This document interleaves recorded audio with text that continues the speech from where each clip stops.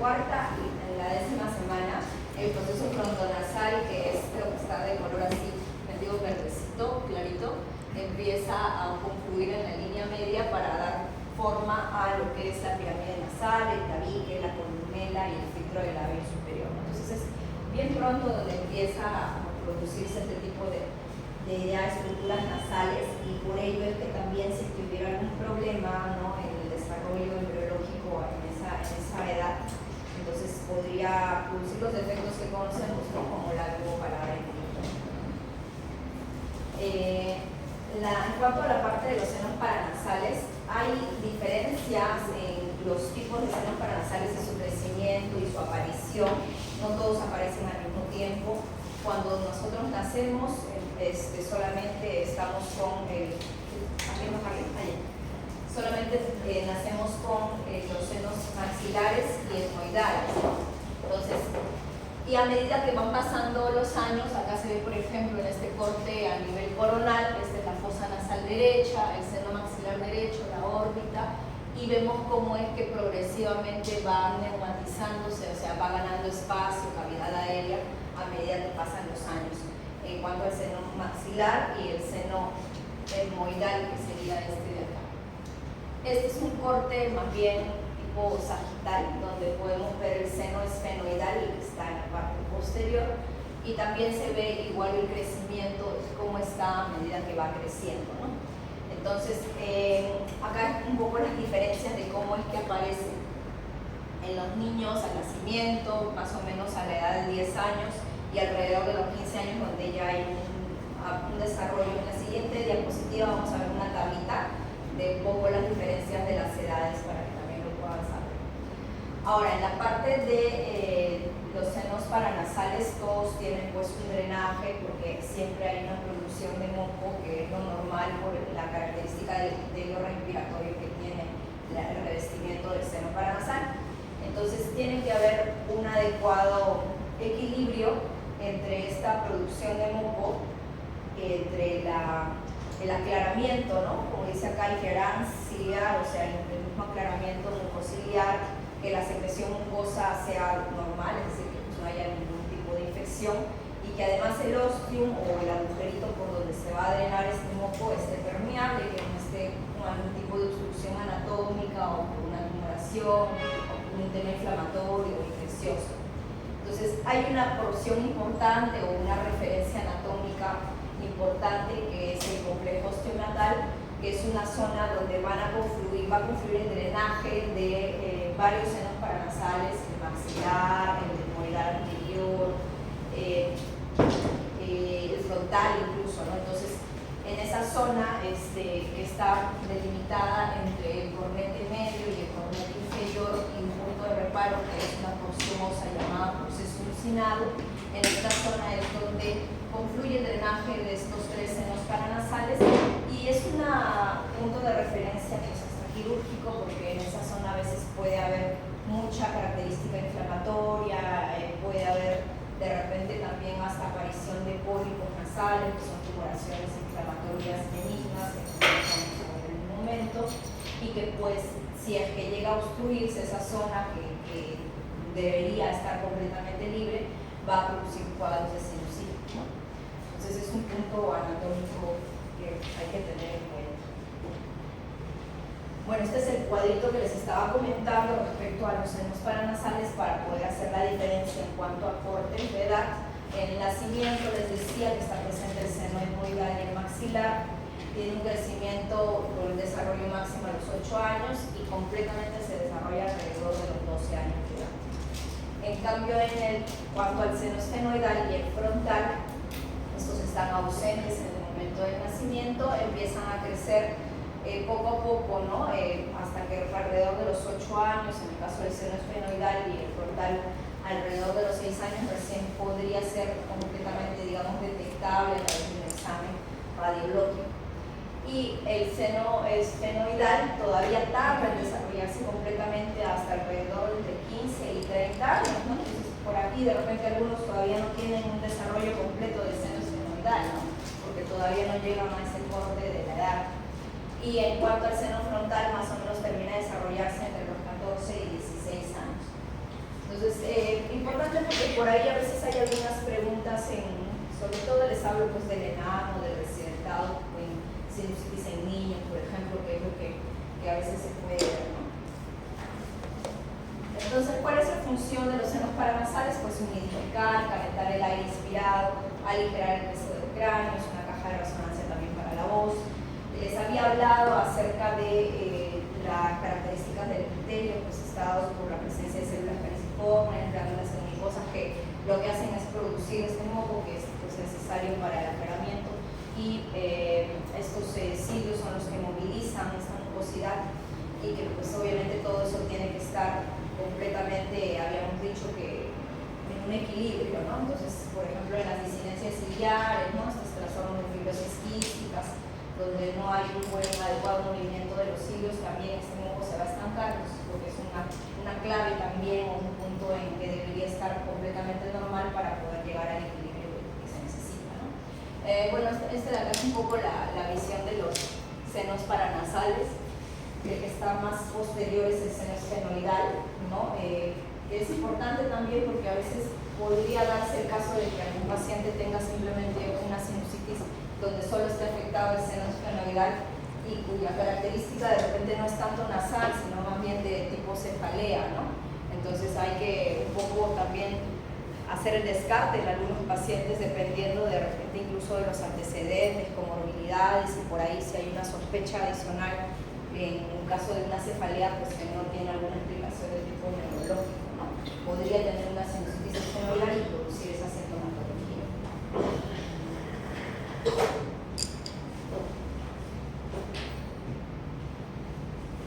Les había hablado de esta zona donde está ese círculo, ¿no? Que es el complejo osteomatal, donde va a confluir el drenaje, el cornete inferior que está cortado, el medio que también está cortado, y este es el superior.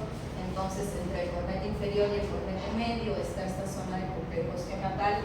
Hay como puntos anatómicos de reparo, ¿no? Está el proceso, la bula etmoidal, perdón, donde está, es como una dilatación, una prominencia, o sea que es una cavidad también llena de aire.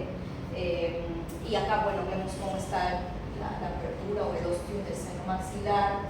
Justamente acá señala un poco el drenaje, ¿no? Del seno frontal, a través de de un drencito, y también el drenaje de las celdas individuales anteriores, ¿no? Un poco más arriba ya tenemos el nivel de drenaje del seno esfenoidal y también de las celdas etmoidales posteriores, y acá por debajo del cornete inferior vemos el ostium, pero eso no es de ningún seno paranasal, sino es del conducto nasolacrimal. Entonces toda la parte del drenaje de lágrimas que todos tenemos empieza a drenar, salir por esa apertura de ese conducto.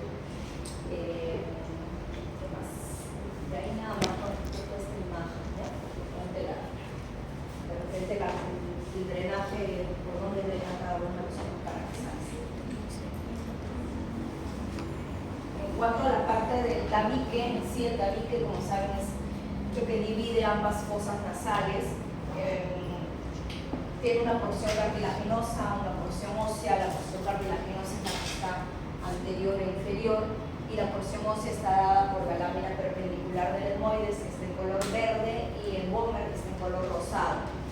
Entonces, desviaciones del tabique podrían ser óseas, podrían ser cartilaginosas, podría estar involucrada ambos tipos de desviaciones. Entonces, en verdad es muy variable. Hay desviaciones que son bien posteriores y que solamente son óseas incluso. Entonces, por ahí es un poco el poder evaluar al paciente, ¿no? La otra función que tiene pues la parte nasal es el olfato, ¿ya? Entonces el olfato está, la mucosa olfatoria está ubicada justamente en la lámina cribosa, en el techo de la nariz. Ahí tenemos pues todos unos nervios olfatorios que van a atravesar la lámina cribosa para determinar en un bulbo olfatorio y a partir de ahí llevar toda la señal al sistema nervioso central.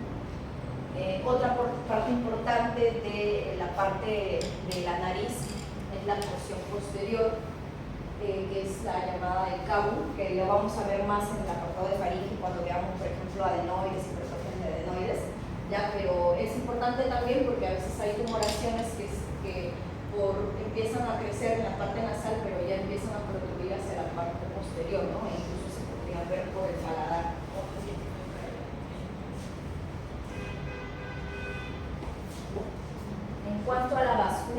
información. El tabique o la nariz en sí es una región bastante vascularizada. Es la patología que pues, todos vamos a ver en algún momento de nuestra vida, de epistaxis, ¿no? Entonces vamos a tocarla también en un momento. La irrigación de la nariz está dada por la arteria carótida externa y la interna. De la externa deriva la facial, que da su ramita, la labial superior, que tenemos en la parte anterior, la rama septal de la labial superior, y la maxilar interna, que da varias ramas. Dentro de ellas la más importante es la esfenopalatina, que es la arteria pues, más grande que está en la parte posterior, atravesando el agujero esfenopalatino, y que da pues, origen a las epistaxis posteriores, ¿no? Principalmente. Otra importante por ahí es la palatina descendente también. Y en cuanto a la carótida interna, va a dar la arteria oftálmica, y la oftálmica a su vez da el moidal anterior y posterior, que van a atravesar pues, a través del techo de la nariz, y que también son importantes para en algunos casos de epistaxis, ¿no? Epistaxis anteriores, la moidal anterior sobre todo. Entonces, bueno, ahí dice la arteria esfenopalatina irriga la porción posterior. Como decía, el tabique nasal también parte de la pared nasal, que es la pared nasal lateral, que está en el inferior, medio y superior. Y la arteria moidal anterior es el segundo vaso en orden de importancia en la vascularización del músculo. Lo que había comentado también, ¿no? O sea que es muy importante ese vaso también ahí. Ahí está en un circulito negro el plexo de Gieselbach.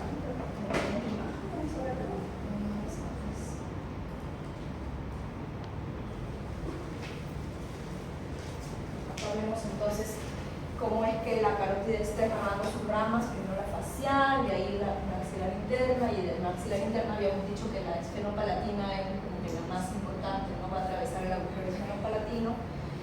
También da la palatina descendente o palatina mayor, y bueno, esas son las ramas, digamos, más importantes que tenemos que tener siempre en mente cuando hablamos de vascularización nasal.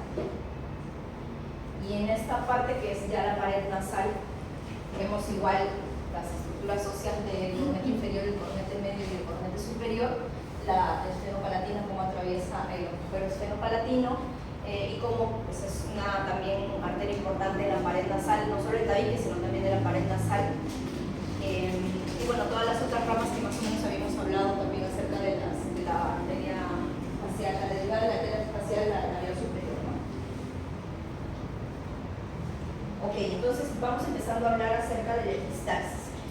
Entonces decíamos que en la parte anterior confluyen varias arterias, sobre todo la etmoidal anterior, que va a dar origen a epistaxis anteriores, este plexo que se confluye en esas zonas, el plexo de Gieselbach. Y en la parte posterior está principalmente la arteria esfenopalatina, que puede dar comúnmente involucrada en la epistaxis posterior, y da lo que es el plexo de Woodruff, ¿no? Que es el plexo a nivel posterior. Entonces, en el caso de las epistaxis, en cuanto a las causas o etiologías locales, puede haber algunos sangrados que sean idiopáticos, que de repente por ahí no, o sea, son espontáneos, sin una causa aparente. Pueden ser causas traumáticas, por ejemplo, los niños que se ahogan la nariz, que es muy frecuente, ¿no? Pequeñitos, 2, 3 años o 4 años que tienen pues, mucha sintomatología, a veces incluso alérgica, ¿no? Entonces, por el fluido nasal empiezan a manipularse la nariz, golpes, ¿no? También pues, una otra causa traumática, o cortes también inflamatorios, infecciosos, ¿no? Pacientes con rinitis, por ejemplo, en un proceso pues, agudo o una rinofaringitis aguda también podría haber un sangrado, ¿no? Entonces acá en esta imagen podemos ver el tabique nasal, esta sería la fosa nasal derecha, y acá vemos todos los vasitos del plexo de Gieselbach, ¿no?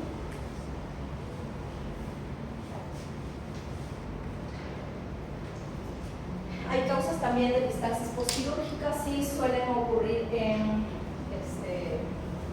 pacientes con, por ejemplo, los operados de tabique también incluso podrían sangrar, ¿no? ¿Verdad?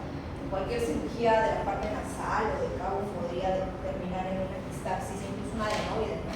Que ya pues, sí no es la parte nasal, sino la parte posterior de la faringe, que podría terminar en una epistaxis, ¿no? Entonces, siempre pues ahí algunos pacientes pueden terminar con esta complicación quirúrgica y terminar en un taponamiento nasal.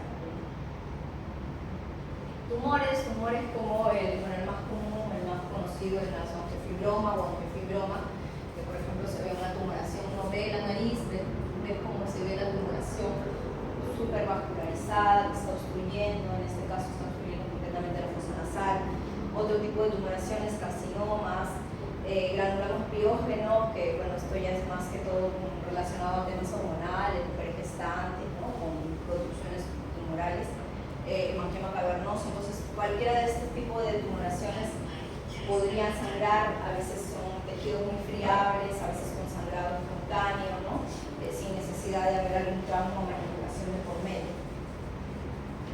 En estos casos de las tumoraciones, o sea, siempre es importante, ¿no?, preguntar o saber si es que, cómo es la historia del paciente, ¿no? Porque quizás de repente con ustedes puede llegar cuando tiene un sangrado leve. Yo tuve un paciente, me acuerdo de tipo 14 años, si no me equivoco, que venía porque tenía sangrado y antes lo habían cauterizado, ¿no? Entonces le hicieron una cauterización nasal, que es lo que de repente es lo más común, pero pues al revisarlo, ¿no?, pues tenía una tumoración y terminó teniendo una sonofiloma. Entonces, si es que de repente pues uno observa la nariz, ustedes que ya, digamos, van a pasar por otorrino, o sea, pasando por otorrino, al menos aprendan cómo poder inspeccionar bien la nariz, ¿no? Y si, obviamente, si es que están en un lugar donde pueden derivar al paciente, pues derivan, ¿no? Pero si es que no y de repente van a tener que ver al paciente y viene por sangrado de repetición y ven que de repente en la evaluación tiene algo parecido a un tumor o de repente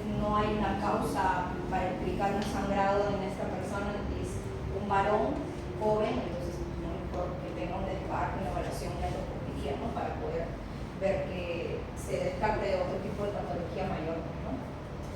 Bueno, causas estructurales, por ejemplo, desviaciones del tabique. A veces las desviaciones pueden ser, o sea, los espolones, como tenía acá nuestra compañera, pueden ser a veces muy prominentes, no como el tuyo, pero pueden ser muy prominentes y pueden llegar a contactar con las estructuras de la pared lateral de la nariz y por esa fricción a veces pueden producir sangrado, ¿no? También perforaciones septales, ¿no?, en el contexto de repente de pacientes posquirúrgicos, o sea, después de una cirugía o una septoplastía, cirugía de tabique, pueden llegar a tener como complicación una perforación. Y alrededor en los bordes, ¿no?, de la perforación a veces hay mucha vascularización porque el mismo tejido trata por, hay una respuesta, ¿no?, inflamatoria a la perforación y esa hipervascularización es la que puede sangrar fácilmente y hay pacientes que sangran pues repetidamente, ¿no? O en los casos de Leishmania, por ejemplo, también que tienen perforaciones septales. Y bueno, otros casos, ¿no?, por abuso de sustancias, por ejemplo, pues en esa imagen se ve, pues no se ve absolutamente nada de tabique, ¿no?, es una perforación total, no se ve de frente por la coana.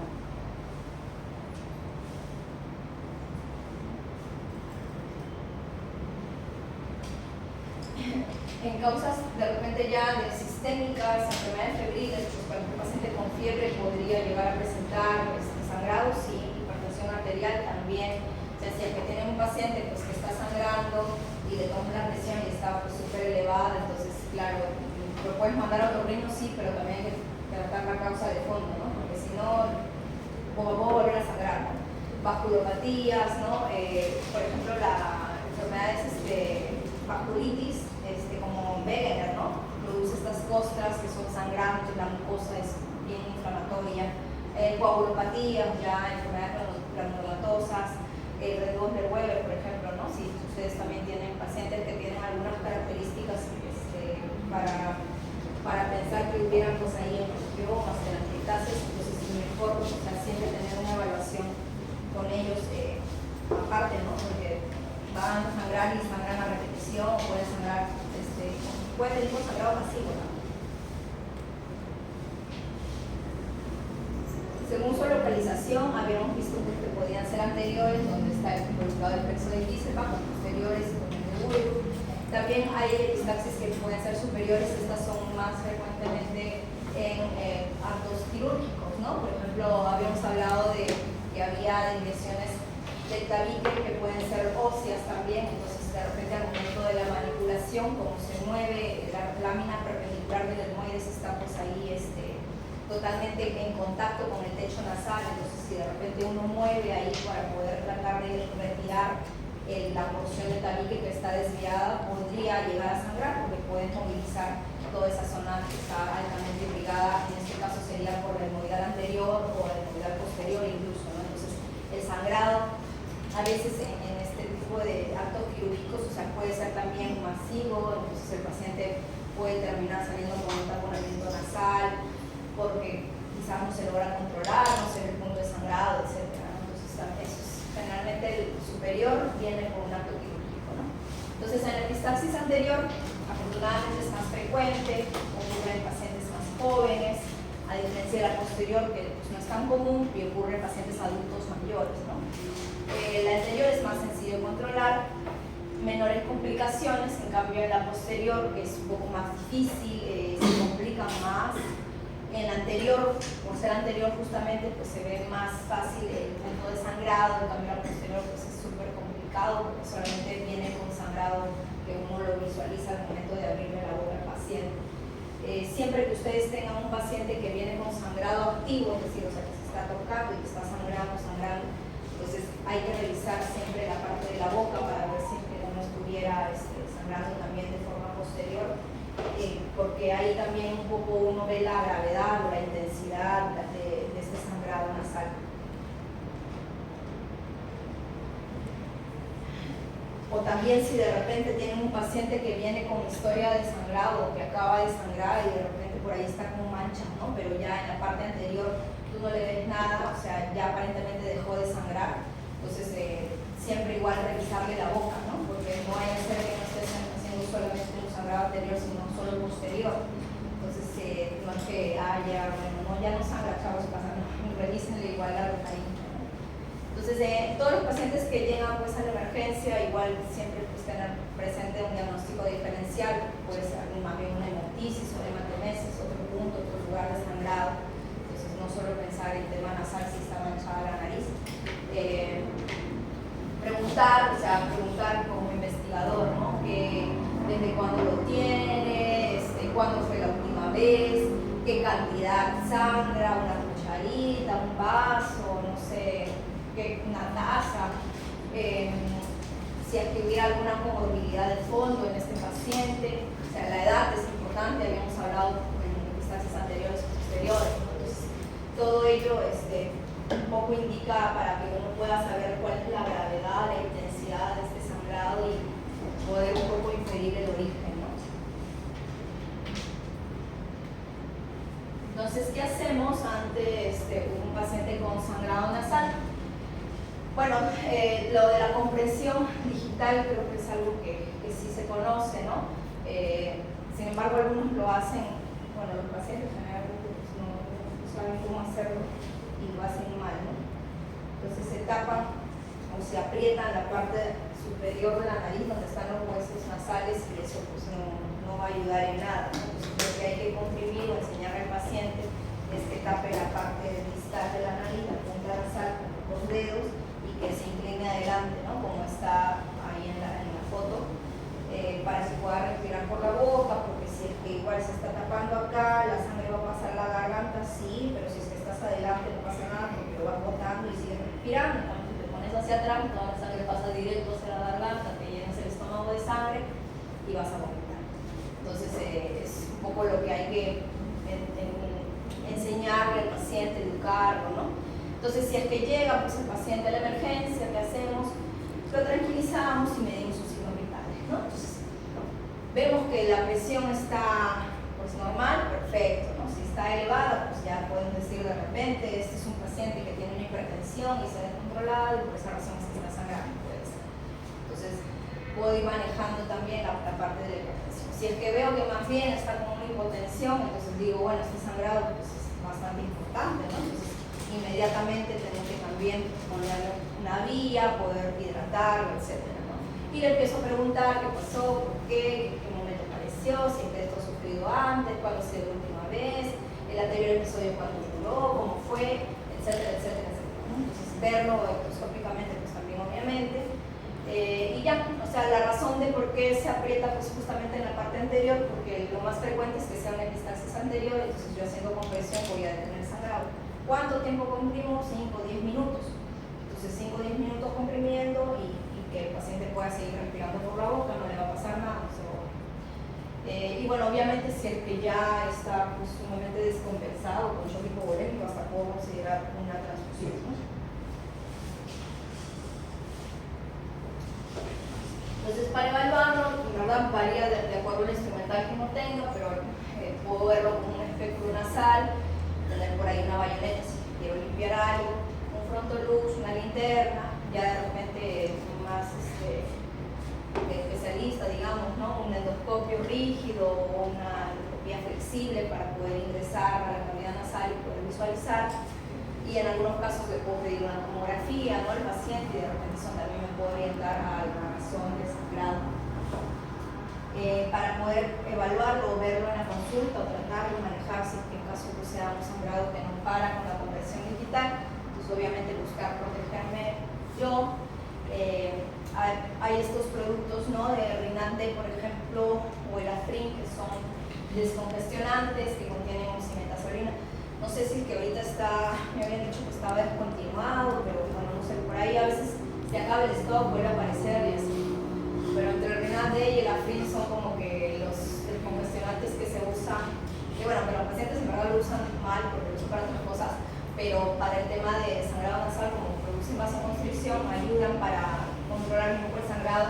Lo otro que usamos es la epinefrina, ¿no? Y que igual también la bebemos, ¿no? Toda una mechita de gasa o un algodón, si no tienen una gasita chiquita en ese momento, con un algodoncito y se introduce con la bayoneta en la fosa nasal, y eso también, con eso y una compresión bien comprimida de la fosa nasal, 10 minutos, con eso simplemente podríamos parar el sangrado, ¿no? Y si es que es así, porque de repente le hicimos la compresión y ya vemos que ya no sangra más, perfecto, listo. Entonces, ¿qué podemos hacer? Es tratar de limpiar los coágulos, ahí sí con la bayoneta tratamos de limpiar los coágulos, limpiamos para poder visualizar. Ahí de repente ya podemos ver el punto de sangrado y vemos de repente que es una epistaxis anterior, entonces le hacemos una cauterización química porque estamos viendo la varices central, si fuera ese caso, ¿no?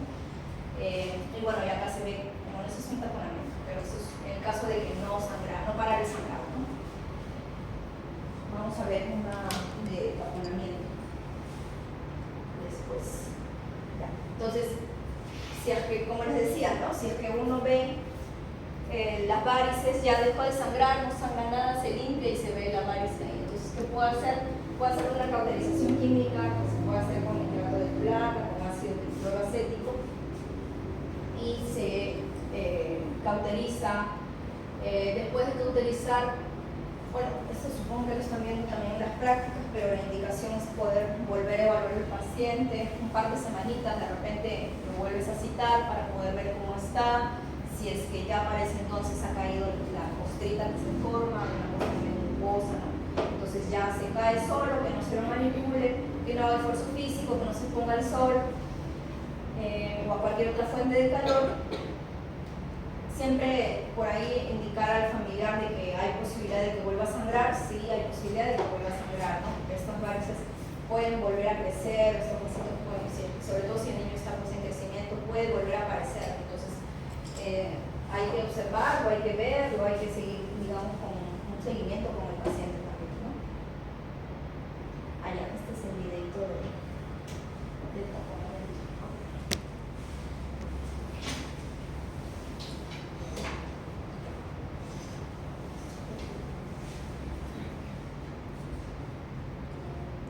Para realizar un taponamiento nasal anterior con gasa, si somos diestros, cogeremos el endoscopio con la mano izquierda y la pinza con la mano derecha.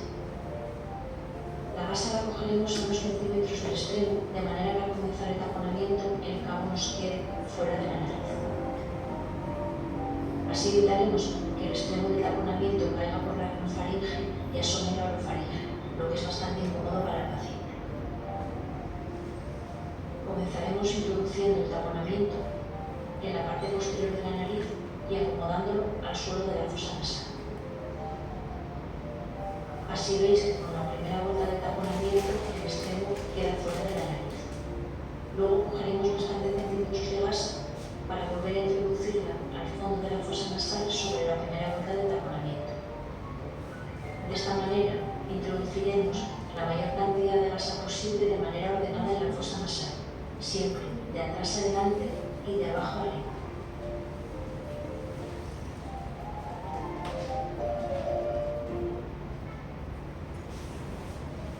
entonces el fin pues, del taponamiento nasal anterior es poder cubrir toda la fosa nasal para poder hacer presión y que pare el sangrado, ¿no? Entonces, bueno, esto es un medio donde el paciente que está en sala de operación es súper tranquilo, ¿no? Entonces, en la vida real es un poco más difícil porque el paciente pues, está con todo el sangrado activo en ese momento, ¿no? Pero la idea es justamente lo que mencionan en el video, ¿no? Poder ir colocando a modo de acordeón poco a poco la gasa para tratar de que de esa forma todo el espacio de la fosa nasal esté cubierto y esté ocupado por la gasa y que haga presión en esa zona, ¿no? Y siempre es un sangrado importante, de todas formas hay que hacer, a menos, o sea, por más que esté sangrando solamente de una fosa nasal, si es que es un sangrado importante hay que hacer un taponamiento nasal en ambas fosas nasales, porque por ahí igual también hacemos presión, una presión bilateral. Ya ahí vamos, ¿no? O sea, si es que por ahí tú le estás haciendo, está con un sangrado activo, sigue sangrando, te sabe hacer una compresión digital por 10 minutos, le pusiste descongestionante, aspirin o lo que tengas a la mano y sigue sangrando, entonces le haces un taponamiento nasal anterior. Lo revisas, lo evalúas, no lo mandas inmediatamente a su casa, sino le haces que espere 10, 15 minutos, 20 minutos hasta que pueda de repente estar un poco más tranquilo, lo ves, pero si es que sigues viendo que sigue teniendo sangrado posterior, en este caso porque ves que baja la garganta y no es un coágulo, porque a veces se quedan coágulos como que un poco colgando, digamos, de la parte del posterior de la nariz. No es un coágulo, sino es un sangrado activo, entonces tú dices, bueno, ya el taponamiento nasal anterior no sirve, tengo que hacerlo en posterior, ya para poder hacer compresión también en esa zona. Entonces ahí va lo que es el taponamiento nasal posterior, que lo podemos hacer con una sonda Foley, ahorita lo vamos a ver, o en todo caso con torundas de gas. Ya entonces en esos casos ya es un poco más complicado también. Bueno, en el caso de que por ejemplo el paciente le haces el taponamiento nasal anterior y lo evalúas a los 15 a 20 minutos, no tiene sangrado posterior, perfecto, todo ok, excelente. Le haces una receta sí o sí de antibiótico vía oral. Ya, o sea, le han puesto a tu mechita de gas, le han puesto antibiótico, furacin por ejemplo, perfecto, pero además antibiótico vía oral. Ya, bueno, aparte de analgésico, porque el taponamiento nasal duele, y un antihistamínico, porque como hay un cuerpo extraño va a producir más moco de lo normal, entonces, o sea, tienes que acompañarlo, ¿no? Y lo citas para poder volver a verlo en 3 días, si es que de repente no es un sangrado, es un sangrado moderado, ¿no? Pero si ha sido bien intenso, puedes esperar hasta 5 días, ¿no? Para poder verlo nuevamente y ya para poder retirarle poco a poco despacio el taponamiento nasal. Lo que sucede frecuentemente en la emergencia es que le ponen solamente un algodoncito en la parte de la entrada, no solamente en esta zona de acá. ¿Y por qué? Porque, bueno, a veces es por falta de instrumentos, pero también porque, bueno, creo que también de repente un poco de conocimiento de cómo hacer el procedimiento, pero también porque el taponamiento nasal duele, ¿no? O sea, el paciente no está tranquilo y no te va a decir, sí, no hay problema, no me duele, no me fastidia, no, sí duele, sí fastidia. Entonces, eso, o sea, lamentablemente es así, pero hay que hacerlo, ¿no? Porque si no, no va a hacer efecto. Entonces, a veces vienen solamente con un taponcito acá y el paciente sigue sangrando. Entonces, si van a hacer un taponamiento, hay que hacerlo. Antes de introducir la tableta? Sí desean, pero en verdad no va a hacer mucha diferencia. No va a hacer mucha diferencia. Ya, entonces el taponamiento nasal posterior.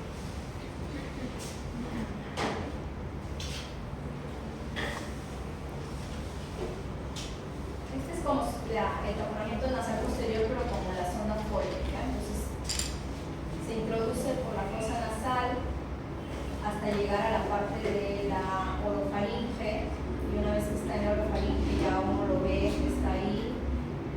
Perfecto. Entonces, ¿qué hacemos en ese punto? Ya lo insuflamos, ¿no?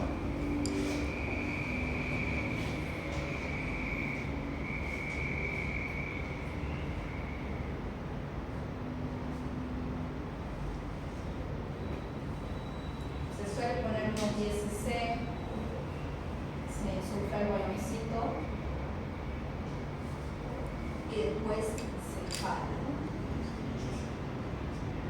Jala hasta que llegue un poco a hacer presión justamente en esa zona posterior donde debe quedar, ¿no? O sea, al momento de que uno lo va jalando tiene que visualizar que va ingresando por detrás del paladar, ¿no? Por arriba del paladar, en este caso. Eso si fuera con la sonda Foley. Con las torunditas de gasa se hace una torundita para cada fosa nasal.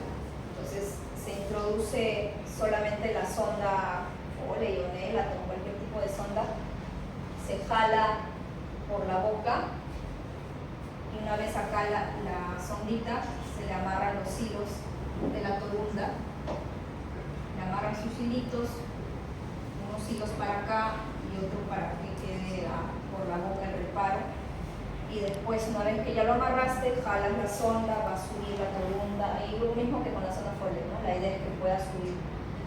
Ahí sí, o sea, cuando es un taponamiento posterior no lo hacemos solo, no lo hacemos con alguien que te ayude, porque en ese momento hay que necesitar alguien va a estar sosteniendo la sonda, otro va a estar amarrando, ¿no? Entonces es un trabajo a veces un poco en conjunto, ¿no? Para que te alcancen los materiales, etc. Entonces, y es ahí como que entra presión, ¿no? Entonces hay que meter incluso la mano, ¿no? Para poder presionar en esa zona y que justamente cumpla la función, ¿no? Porque si no, al final, o sea, si no lo haces, o sea, de tanto fastidio y tanta molestia y tanto dolor que le produce al paciente, entonces se tiene que lograr el objetivo, ¿no? Que es parar el sangrado. Entonces hay que hacer todo lo que se necesita hacer en ese momento, ¿no? Y el paciente, complicado, pero ya después te agradece, ¿no? Bueno, entonces todo taponamiento posterior siempre va acompañado de un taponamiento anterior, ¿ya? Entonces si es que uno le pone un posterior, de todas maneras tenemos que hacer un anterior con la mechita de la gafa. Doctora, y ahí ya. ¿Y cómo se retira el de abajo que está con las tortas de algodón? Igual, o sea, ¿qué hacemos? Esto de acá queda como un punto de reparo y se pone acá como un paradrapo en la parte de la mejilla, entonces el paciente está con sus dos pititas acá. Eso es un punto de reparo para nosotros para el momento del retiro, ¿no? Entonces después cuando se retira, porque, o sea, no se queda con la sonda, en este caso no, en el otro caso sí se queda con la sonda, ¿no? Acá no se queda con la sonda, solamente ha sido para poder amarrarlo.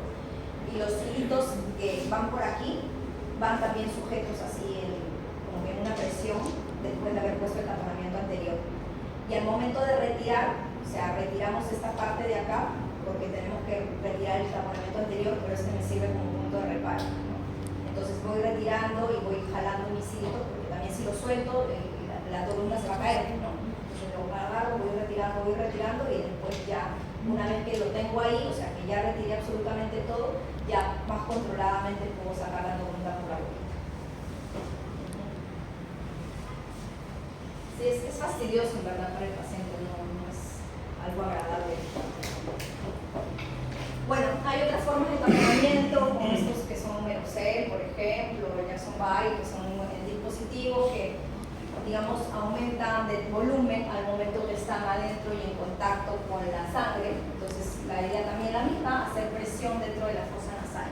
O hay este tipo de como sondas o catéteres que también igual se insuflan internamente para poder también hacer una presión en esa zona, ¿no? En algunos casos, bueno, tienen que ir a cirugía. Generalmente la parte después de un taponamiento posterior, el paciente se queda hospitalizado, lo que debería hacerse, o sea, que se quede hospitalizado para observarlo, porque hay que ver si es que no tuviera sangrado durante la hospitalización.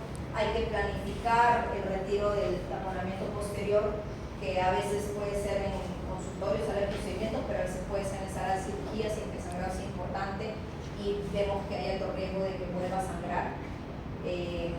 ¿Para qué? Para que sea un poco más controlado y ya con una cámara endoscópica poder ubicar el punto de sangrado y cauterizarlo, ¿no? En algunos casos pues hay que hacer esta ligadura de vasos, o embolización, ¿no? Que ya son un poquito más complejas, ¿no? Estos también, o sea, ya incluso a veces puede intervenir pues el área de neurocirugía, ¿no? Si es que hubiera que hacer alguna embolización, por ejemplo, ¿no? Entonces, ¿qué complicaciones podría haber después del taponamiento nasal?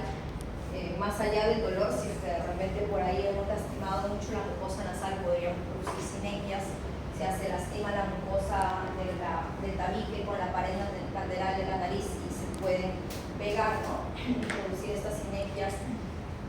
por la presión o por la compresión podría producir epífora, ¿no? Porque no se va a drenar bien las lágrimas. Puede haber necrosis tisular, ¿no? En este caso, por ejemplo, de la fotito hay una necrosis de la columela, ¿no? En la caso de taponamiento anterior y posterior va a haber más obstrucción, ¿no? Entonces ahí podría producirse hasta una sinusitis, incluso porque se puede llegar a obstruir todo el complejo osteonatal. Molestias del paciente, sobre todo para deglutir, ¿no? Es muy fastidioso, dolor, ¿no? Que a veces ni con la medicación se puede controlar. Puede edematizarse la zona de la úvula o del paladar blando, o incluso en algunos casos pudiera hasta necrosarse, ¿no? Bueno, apnea obstructiva también, si que el paciente pues, va a tener mucha dificultad también incluso para ventilar, porque solamente está respirando boca a boca, ¿no? Y es complicado, ¿no? Ok, hasta ahí con epistaxis. No sé si seguimos de frente o quieren de todas maneras un proceso de frente, porque no son muchas diapositivas, entonces lo hacemos de frente todos. Ya, entonces vamos ahora con lo que es fractura de los huesos propios. Pues, bueno, son lesiones pues, traumáticas, ¿no? Entonces los pacientes que vienen con contusiones nasales que son importantes, hay que pedirles una radiografía de huesos propios, ¿no? Para poder ver si es que hubiera un trazo de fractura, como en este caso de acá, que se observa el trazo, y después ver si es que este trazo está desplazado, ¿no? Si es que hay una fractura que está desplazada y pues va a necesitar una reducción de fractura, o si de repente no está desplazado y solamente necesita un yesito para poder fijar la fractura y ya está, ¿no? Y es importante en el área de emergencia, al recibir un paciente con una contusión nasal, es poder ver las fosas nasales. ¿Por qué? Porque hay algunas situaciones en las que el golpe ha sido tan intenso que produce un hematoma en el tabique, y eso es una situación de urgencia que se tiene que drenar de allá porque puede producir necrosis del tabique, del cartílago nasal, ¿no?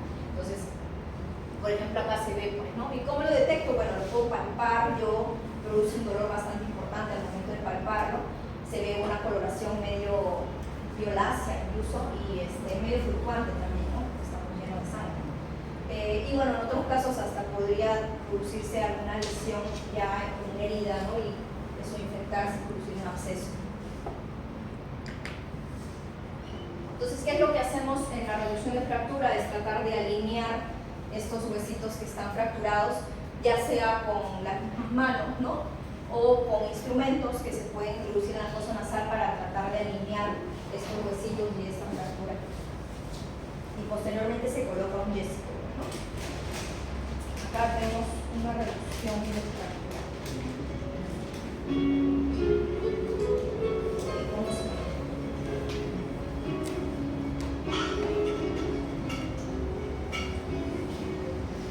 Los traumatismos nasales que ocasionan laterorrhinias o hundimientos de los flancos nasales son tratados con reducción incruenta, asepsia y antisepsia de la pirámide nasal y piel que la circunda, bloqueo anestésico con silocaína en los ramos nasales externos,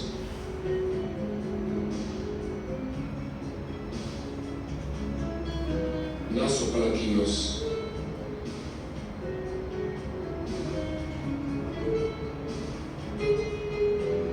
anestesia tópica con silocaína en spray,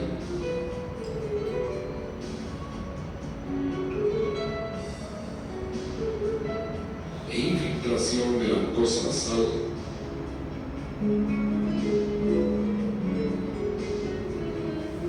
con maniobra cuadridigital. Se corrige la laterorrhina. En el caso de hundimientos del flanco, se introduce un instrumento romo en la fosa nasal para conseguir su levantamiento. Se realiza taponamiento nasal anterior para cohibir la epistaxis y estabilizar las fracturas.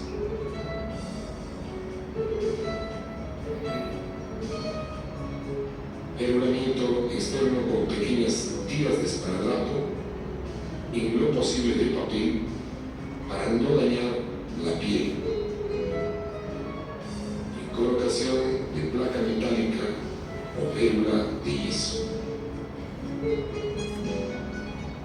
Pobrecito. Bueno, a ese tipo de perros no sé dónde los agarran. Este video pero bueno, la cosa es que ahora no hacemos como férula de yeso. No le ponemos esa placa no fea. Es figurativo, no sé qué país es eso, ¿no? ¿Verdad que? O sea, todo lo demás ok, porque o sea, si se bloquea, ¿no? Se hace la reducción con forma manual, también con instrumentos puede ser. En algunos casos podemos poner taponamiento nasal si está con sangrado activo o si es que de repente la fractura era medio hundida, entonces necesitamos fijarlo para que pueda levantarse, ¿no? Y ahí ya se ponen los esparadrapos y el yesito. Entonces después de ponerle yeso hay que citar al paciente a, bueno, si tiene tapón, a los 3 días para retirarle el tapón nasal y después a los 10 días para poder retirar el yeso, ¿no? Y ya, o sea, las reducciones de fractura no son una rinoplastía, ¿no? Entonces lo que se busca es tratar de alinear la fractura, pero en algunos casos este paciente, por más que se le alinee la fractura, estéticamente no se ve bien, entonces ya de repente se opera más adelante, ¿no? Pero es así más o menos como se maneja. Y para hacer la reducción, porque a veces no se ve si está para la derecha o para la izquierda. O sea, es una radiografía. Nos ayudamos con la radiografía, sí, pero la radiografía es en frontal y lateral. Entonces con eso nos ayudamos para saber si dónde está desplazado, pero también nos ayudamos mucho tocando al paciente.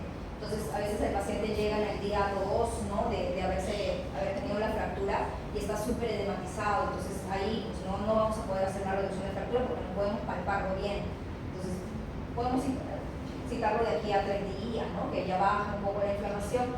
La reducción de fractura se puede hacer dentro de los 10 a 14 días, incluso de haber producido la contusión, o sea, la fractura en sí, ¿no? Después de esa fecha, que ya se fija, ¿no? Pero sí, o sea, se puede dar un tiempo para que pueda bajar el edema y poder palpar mejor dónde está, hacia qué dirección, como qué voy a hacer, dónde voy a levantar, cómo voy a poder adecuarlo nuevamente, ¿no? Sí, mi pregunta es, en la radiografía, en los dos, la lateral y la interior, ¿cómo se da cuenta que tiene que hacer la desviación de la derecha o de la izquierda? Bueno, es que cuando te dan la plaquita en lateral, te dicen cuál es el lado derecho y te toman 2 placas, a la derecha o a la izquierda. Entonces ya tú ves para qué lado es el que está desplazado, porque a veces solamente tiene una desviación solamente del lado derecho y en la plaquita de la derecha nomás se ve la fractura y en la izquierda se ve aquí. Entonces ya con eso, uno con la placa como te digo y otro obviamente la ectoscopía, pues también la palpación. Con todo eso ya como que te ayudas y te guías, ¿no? De dónde está, qué es lo que tienes que hacer.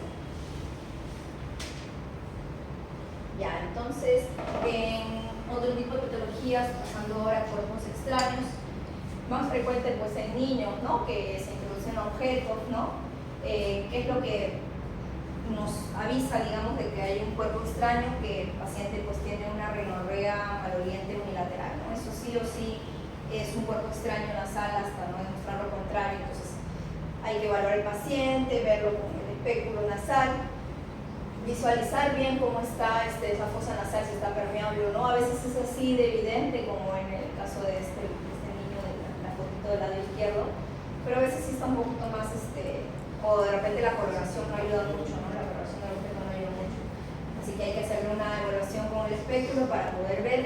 Y si es que lo vemos, si ustedes lo ven, entonces excelente, se puede retirar en el consultorio sin ningún problema. Se puede usar una pinza como si fuera un ganchito, ¿no? O una curetita, ¿no? Que tenga algo, de repente incluso medio tubo en la puntita, o si es recto. En verdad, hasta cuando estaba en el hospital de Ventanilla, hasta los residentes de cirugía sacaban cuerpos extraños nasales. No sé qué instrumento tenían, pero no tenían una cureta que yo uso, o sea, como torrino, ¿no? Tenían otro instrumento y con eso nomás no, o sea, introducían, paraban por arrastre, ¿no? Entonces, si tú ya sabes que la anatomía pues, de la fosa nasal es como si fuera un triangulito de ángulo recto, entonces ya sabes que tienes que entrar de frente, hasta en la parte de arriba y de ahí bajas y jalas y así. Entonces ya lo ves, perfecto, sales, feliz. Bueno, en algunos casos sí puede ser pues, una emergencia porque pueden pueden introducirse pilas, ¿no? Y eso es muy, muy serio, ¿no? Porque produce pues, una infección, produce necrosis, se perfora, ¿no? Entonces es sí, ajá, es una pila de reloj, por ejemplo. Y bueno, hay otros casos donde ya de repente por ahí ha pasado a vía aérea, ¿no? Entonces ahí es mucho más peligroso. En esos casos, pues no, ya obviamente no requiere simplemente manejo por otorrino. En el caso de cuerpos extraños, o sea, estamos hablando de cuerpos extraños nasales, pero también es importante ver que hubiera en otra parte de la vía aérea. Si es que por A o B nosotros, o sea, descartamos, no hay nada en la nariz, en la faringe, pues no hay nada. Incluso si es que tiene una evaluación de otorrino, le han hecho una endoscopía laringe y no hay nada, definitivamente eso pasa, y hay alta sospecha de un cuerpo extraño, pasa a gastro, ¿no? Para poder descartar si hubiera algo cuerpo extraño ahí a ese nivel que ya haya avanzado un poco más, ¿no? Entonces es importante un poco poder determinar en qué nivel está, ¿no? Bien. Ahora hablamos acerca de las desviaciones del tabique, ¿no? Entonces, el paciente, bueno, acá hemos visto un par de desviaciones, pero podemos ingresar a la fosa nasal. Esta sería la fosa nasal izquierda y vemos acá un espolón en este lado que está contactando con el cornete nasal y se corresponde con la tomografía donde se ve pues el espolón y está contactando, ¿no? Entonces, ¿cómo es que hacemos el diagnóstico? Pues con la rinoscopía para poder ver cómo está. Ya, y bueno, ahí está con la tomografía porque ese paciente tenía otras cosas más, ¿no? Tenía ahí una sinusitis etmoidal, ¿no? Como vemos en la plaquita. Lo de el tratamiento, como les había dicho, del tabique desviado, pues es puramente quirúrgico, por más que uno pues, le diga, no, te voy a dar medicamentos, pues ningún medicamento te va a ayudar a parte del tabique nasal, ¿no? La cirugía del tabique no es que sea una regla para todas las personas, porque es muy a veces subjetivo de lo que siente el paciente, ¿no? A veces hay desviaciones que no son tan importantes, pero el paciente sí siente marcada dificultad para respirar, entonces pues no hablar, ¿no? Hay que solucionar el problema. En el caso de rinitis alérgica, que es lo más frecuente que vemos, ¿no? El paciente viene con rinorrea, mucosidad hialina, transparente, ¿no? Entonces bastante picazón, estornudos, sobre todo matutinos, o fluido ocular también. Hay disminución del olfato, congestión nasal. Entonces todo esto de acá me hace sospechar de una rinitis alérgica, ¿no? El paciente tiene como si estuviera resfriado todo el tiempo, ¿no? Entonces yo le veo, ¿qué hago en el examen físico? Le veo con el espectro nasal y veo que hay cornetes hipertróficos, coloración pálida, mucosa, hay secreción mucosa también. Entonces en estos casos simplemente con eso ya puedo hacer el diagnóstico. Puedo dejarle algunos exámenes, sí, puedo evaluar el dosaje de inmunoglobulina específica, le puedo hacer el prick test para testearlo con diversos alergenos y ver a qué cosa es alérgico. De manera general, o sea, la mayoría, digamos, de personas, pues hay mucha alergia al tema de ácar, ¿no? Por ahí las medidas preventivas dentro del dormitorio, pues que no haya cosas que acumulen polvo, ¿no? Libros, alfombras, peluches, que el animal no ingrese, entonces todo ello, ¿no? Y en medicinas, inmediatamente puedo iniciar tratamiento, puedo darle antihistamínicos. Ahora hay moléculas pues, un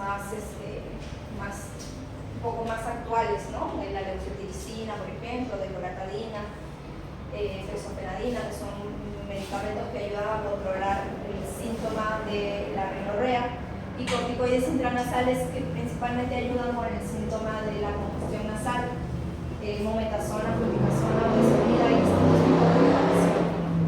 Y en algunos casos, en pacientes que tienen concomitantemente asma bronquial, puedo sugerir un tratamiento con Montelukast. Montelukast se da por un tratamiento de 3 meses, viene de 10 miligramos en pacientes que tienen más de 12 años, y si son menores de 12 años, les puedo iniciar un tratamiento con Montelukast de 5 miligramos, ¿no? Es un tratamiento por 3 meses con este paciente para poder controlar también la parte, incluso, o sea, del asma bronquial, ¿no? Y en estos pacientes que de repente por ahí le da un tratamiento con el spray nasal, el tratamiento del spray nasal también por 3 meses, o a veces va para más, pero si después de 3 meses de tratamiento no hay ninguna mejoría, el paciente sigue igual, entonces podría yo considerar ya que pueda ir a inmunología y alergias para poder ver la posibilidad de inmunoterapia. Entonces esos son pacientes que pues, no mejoran con tratamiento médico, ¿no? Bueno, les había hablado acerca de los exámenes auxiliares, ¿no? Podría ser el dosaje de inmunoglobulina E, el PRIC test, y importante poder saber si es que este paciente tiene síntomas severos, ¿no? O sea, que están afectando ya su calidad de vida, no interfieren con el sueño, con sus actividades diarias, laborales, escolares, los síntomas son bastante incapacitantes.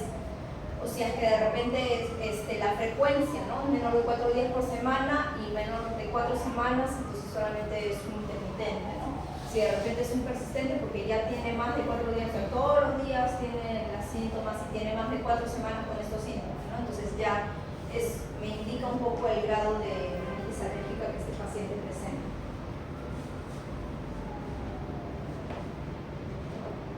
El tratamiento, habíamos dicho, pues no, le damos tratamiento al paciente y lo volvemos a evaluar al mes para ver cómo está la respuesta al tratamiento que yo le indicaba.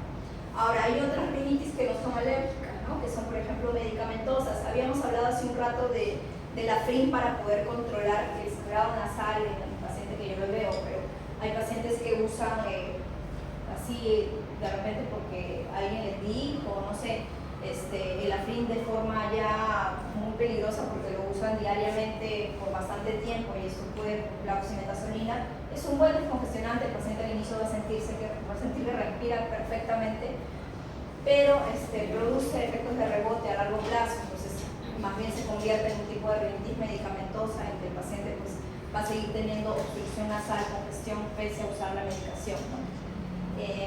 Hay también asociada a la gestación, pacientes adultos mayores, también que recién, en los pacientes adultos mayores, recién a ese punto empiezan a desarrollar rinitis, ¿no? Generalmente eso ya es un poco más, una rinitis más vasomotora, ¿no? Relacionada con el tema de la dilatación de los vasos y que también se maneja igual con corticoides intranasales sobre todo, ¿no? Y bueno, otro tipo de rinitis por exposición de repente a algunos factores ocupacionales que también puede haber, ¿no? En el caso de las infecciones, cuando hablamos de rinosinusitis aguda, estamos hablando pues ya de una infección que principalmente está dada por el neumococo. Entonces, en estos pacientes ya no tienen una rinorrea hialina, sino más bien es mucosa, purulenta, hay congestión nasal, sí, pero también además hay dolor, sensación de dolor en la frente, o cefalea frontal, a veces en la zona malar. Igual también puede haber baja de olfato, ¿no? Hiposmia, puede haber una ligera febrícula, puede haber tos también en estos casos, en estos pacientes, porque van a pasar la mucosidad hacia la garganta.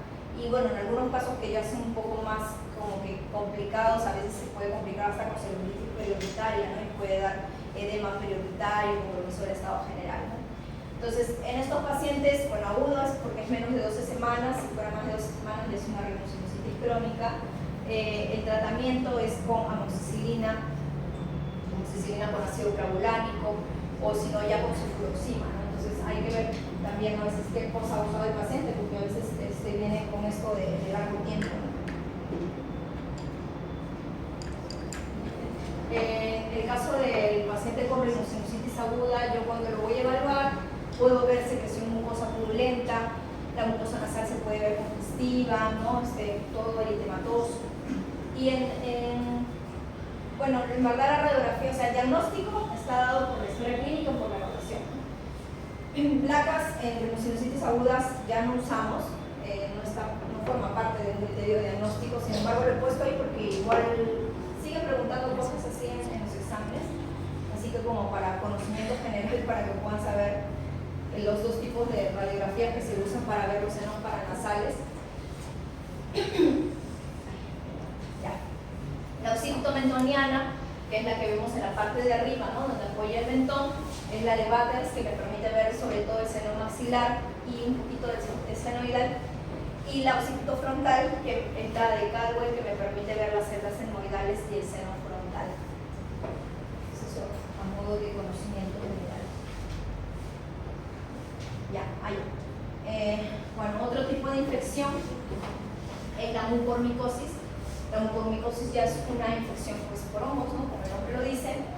dada para pacientes que son inmunosuprimidos, ya, entonces con comorbilidad, como diabetes, por ejemplo. Entonces en estos pacientes vienen también con rinorrea purulenta, pero es un cuadro clínico pues muy estrepitoso, ¿no? Con fiebre, con mucha malestar, con compromiso, ¿no? Del estado general del paciente, dolor facial importante, y puede aparecerse ya algún tipo de lesiones necróticas también que se ven externamente oculares, ¿no? Entonces en estos pacientes, si es que yo veo pues que tiene toda esta sintomatología, rinorrea purulenta, pues un paciente diabético mal compensado, le veo la fosa nasal y ya tiene costras, entonces no, ni hablar, yo tengo que pensar que no es una rhinosinusitis aguda normal, común y corriente, y si no, más bien tengo que tomar una muestra para cultivo.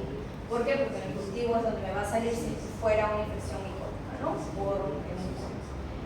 ¿Qué tratamiento le doy a este paciente? Bueno, le doy tratamiento endovenoso con anfotericina, y además tengo que hacer desbridamiento quirúrgico, ¿no? Retirar las costras, entrasar operaciones repetidamente, ¿no? Incluso también concomitantemente con oftalmología o con cirugía de cabeza y cuello. O sea, es un paciente que se puede complicar de la noche a la mañana terriblemente, tiene una alta mortalidad, en estos casos estos pacientes entre 35 o 40%, ¿no? Entonces es un paciente con bastante cuidado, ¿no?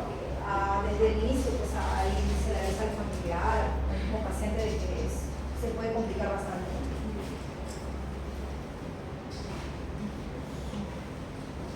Poliposis.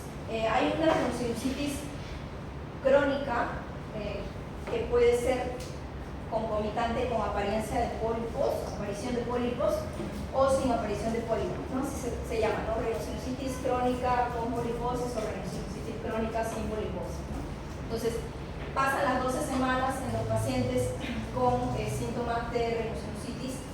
Entonces, yo ya no pienso simplemente pues que le voy a dar tratamiento antibiótico y con eso se va a solucionar el problema, sino que ya tengo que pensar en que necesito una tomografía. Tomografías sí usamos para diagnosticar rhinosinusitis crónica, ¿no? Entonces, por ejemplo, en este paciente pues que tiene una obturación de los senos maxilares, etmoidales, y en la fosa nasal también está ocupada, entonces ya yo pienso pues que hay pólipos también en la parte de la fosa nasal. Los pólipos, ¿cómo se ven? Se ven como estas tumoraciones, en verdad un poco más claras que eso, ¿no? Las fotos salen más rosados, pero son de una coloración como si fuera la uva pelada, ¿no? Sí. ¿Han visto? Hemos entrado y hemos tocado. Ah, ya, genial, en sala de operaciones. Sí. Entonces así son, o sea, tumoraciones que pueden ser abundantes, que puede llegar el paciente con la tumoración que sale por la fosa nasal también, porque eso puede crecer increíblemente, ¿no? Esta tumoración es benigna, pero es bastante inflamatoria, pacientes con bastante componente de rinitis, de daños de evolución, maltratados, que no han recibido tratamiento, que simplemente pues, les han dado tratamiento, pero no lo han seguido completamente, ¿no? Entonces, en estos casos, el tratamiento pues, es quirúrgico, ni hablar, porque pues, no, esas tumoraciones hay que sacarlas y hay que limpiar, abrir todo el complejo estomacal, ahí está totalmente obturado, por ejemplo. Entonces, hay que abrir esos ostiums para que pueda drenar y para que el paciente después de la cirugía pueda usar tratamiento con corticoides intranasales, lavados nasales, que es lo que va a tener que seguir por mucho tiempo, porque en estos casos estos pacientes con poliposis pueden volver a recurrir. Ya entonces la rhinosinusitis crónica polipoidea es una entidad que puede volver a pasar y el paciente puede tener varias cirugías a lo largo de su vida. ¿A dónde estaría? Que será un círculo reducido, pero a nivel de la... Pero es porque hay un nivel. Claro, pero esto es lo único que está permeable, pero es porque hay un nivel, o sea, igual recuerden que las placas las toman con el paciente echado, ¿no? Entonces va a haber un punto en que va a haber un nivel, ¿no? Entonces pues está totalmente obturado, ¿no? O sea, hay secreción, pero también miren toda la zona. Es que estos pólipos justamente salen en esta zona, justamente el meato medio, este es el cornete inferior, este es el cornete medio, este es la fosa nasal izquierda, y su raíz está en esa zona, o sea, a este nivel. Entonces a partir de ahí crece, y como crece justo en esa zona es la coyuntura y empieza a producirse una sinusitis maxilar porque no se drena, ¿no? Etmoidal, maxilar, no se drenan ya los senos paranasales por el componente obstructivo. Ya, entonces habíamos hablado de la nasofibroma como causa de epistaxis. Esta es una tumoración, en sí no es una tumoración maligna, pero es muy invasiva, ¿no? Crece y destruye todo lo que está en la pared ósea, ¿no? Entonces, paciente, adolescente, varón, que viene con historia de sangrado, como les digo, y que ustedes en la evaluación notan una tumoración muy vascularizada, entonces pues ni hablar, hay que pensar en que fuera un fibroma. No pensamos en tocarlo ni en biopsiarlo, sino más bien en mandarle a hacer una tomografía con contraste para poder evaluar bien de dónde viene esta tumoración. Es un tumor bastante frecuente, en algunos casos ya puede avanzar tanto que puede llevar al paciente con deformidad. Una vez que hacemos el diagnóstico con la tomografía con contraste, el manejo es quirúrgico y pues monitorear al paciente para que no, si es que sangrara, poder controlar dentro de lo posible el sangrado nasal. Estos pacientes a veces como tienen sangrados a repetición, están constantemente pues con un taponamiento nasal que tienen que ir cambiándolo cada cierto tiempo en el consultorio hasta que puedan operarse, ¿no? La operación va previa angiografía con intervención de neurocirugía para que pueda embolizarlo y obturar los vasos principales que están afectados de acuerdo a la angiografía y recién después ir para cirugía con otorrino o a veces con otorrino y cabeza y cuello dependiendo de la extensión de esta tumoración. Entonces, bueno, puede complicarse, sí, puede complicarse, ¿no? Hay que pensar en otro tipo de tumoraciones, también hay que pensar en otro tipo de tumoraciones, ¿no? Pero bueno, el manejo con estos pacientes sí es también con cuidado y lo más pronto posible porque va creciendo y va destruyendo, ¿no? Y en cuanto a tumoraciones pero ya malignas, pues hay bastantes factores de estas exposiciones a níquel, polvos, ¿no? Pacientes que están con este tipo por enfermedades ocupacionales, ¿no? Que tienen ese tipo de exposiciones, otras, por ejemplo, el tabaco o el VPH, ¿no? Que también pueden producir como factor de riesgo, ¿no? Para los tumores malignos, ¿no? Entonces, a veces vienen pues ya pacientes adultos mayores con deformidades faciales, en la radioscopía se ve una tumoración. Igual también, si es que lo vemos vascularizado, es mejor no tampoco tocarlo, sino mandar exámenes como tomografía, ¿no? En ese caso se ve que ha destruido la parte maxilar, ya toda la parte maxilar está completamente ocupada y capta contraste, ¿no? Entonces es una tumoración con sospecha, ¿no? De ser maligna y el tratamiento ahí sí es un poco complicado. Acá en Perú hay especialidad de otorrino y de cirugía de cabeza y cuello que son distintas, ¿no? En otros países son ambas. Entonces los otorrinos en otros países, como también son cirujanos de cabeza y cuello, también llegan a operar este tipo de lesiones, ¿no? Pero en cambio acá en Perú el otorrino opera las lesiones benignas y si que fuera algún diagnóstico patológico de que fuera una lesión maligna, ahí pasa para cirugía de cabeza y cuello para que el tratamiento es distinto acá.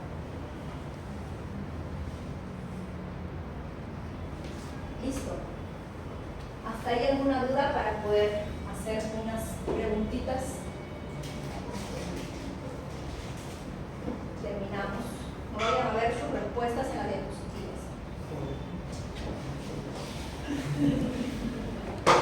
Ya todos tienen las diapositivas, ¿ya?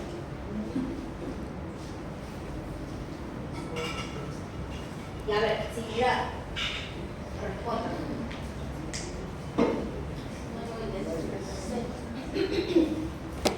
¿Cuál de los siguientes huesos? El etmoides, ¿no? ¿Y cuál es el otro?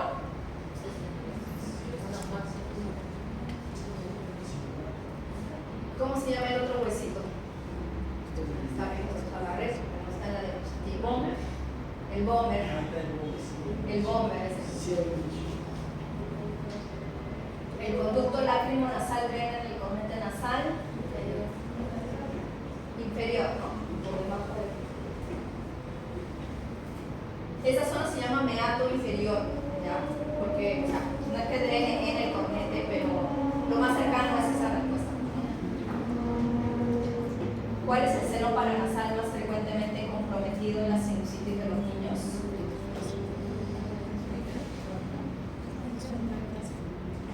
Los niños, o sea, nosotros nacemos con cuáles senos paranasales, etmoidal y maxilar. maxilar, ¿no? ¿Cuál es el que más frecuentemente se compromete? Etmoidal. Paciente que puede por rinorrea clara y abundante picor nasal, voz nasal con palidez mucosas. ¿Qué diagnosticamos? Característicamente lo que más frecuentemente vemos. La arteria implicada en sangrado nasal posterior.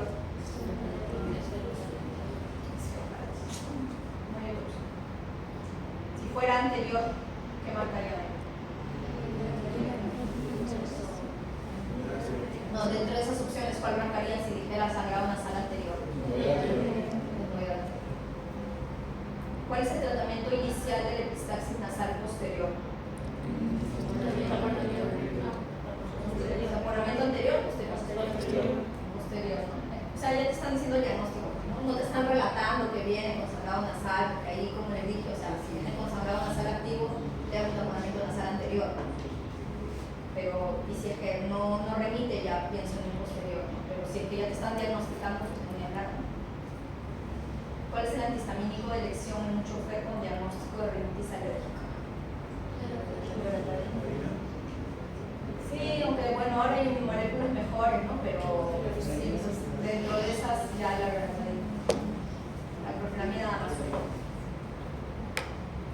¿Cuál es el agente causal más frecuente en la sinusitis del adulto?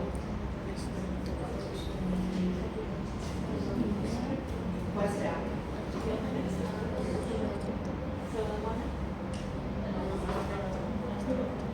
Pseudomonas de la notis externa. ¿Cuál es el streptococo?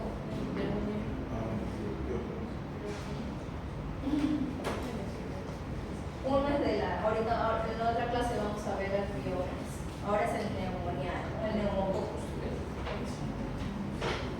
El Piógenes es de las faringoamigdalitis agudas que podemos saber de las siguientes. Ok.